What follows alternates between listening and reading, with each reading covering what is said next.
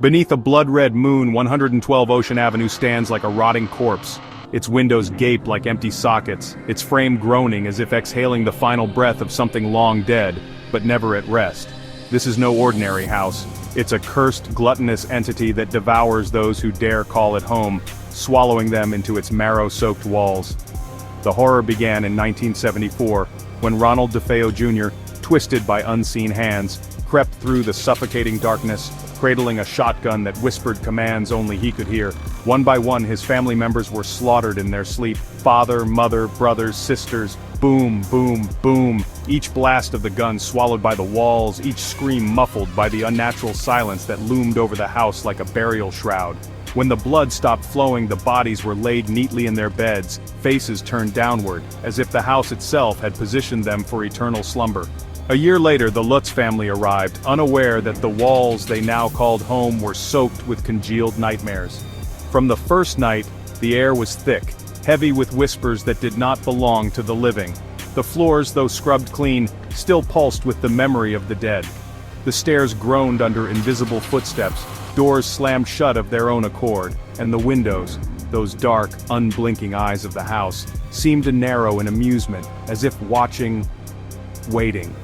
Then came the flies, an unholy swarm, thick and pulsating, blanketing the walls despite the bitter cold of winter. The priest who came to bless the house was driven away by a voice, deep and guttural, commanding him to get out. His skin erupted in blisters, the mark of something unseen lashing out, pushing back against any force that dared challenge it. Each night, George Lutz awoke at 3:15 a.m., the precise hour the DeFeo family had been executed. His mind unraveled as unseen forces pulled at him, whispering, showing him visions of slaughter. His reflection twisted in the mirror, gaunt and hungry, his own eyes burning with a rage that was not his own. He became possessed by a darkness that slithered into his veins, his thoughts turning violent, his hands tightening on the axe meant for chopping wood, but now itching for something softer. Beneath their feet, the basement walls bled. Behind them, shadows twisted, stretching into impossible shapes. And Jody, the youngest daughter's imaginary friend, was not imaginary at all. She was something else, something ancient. Something that watched her from the window with glowing red eyes, its mouth stretching too wide, too full of teeth. The final night was a symphony of horror. Screams swallowed by the walls, the front door ripped from its hinges, unseen hands dragging the family toward the basement where the floor split like a hungry maw. The walls convulsed, oozing black sludge, as ghostly figures reached through the floorboards, desperate to claim new victims.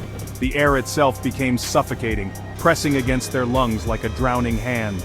The Lutz family fled into the night, never returning, never looking back.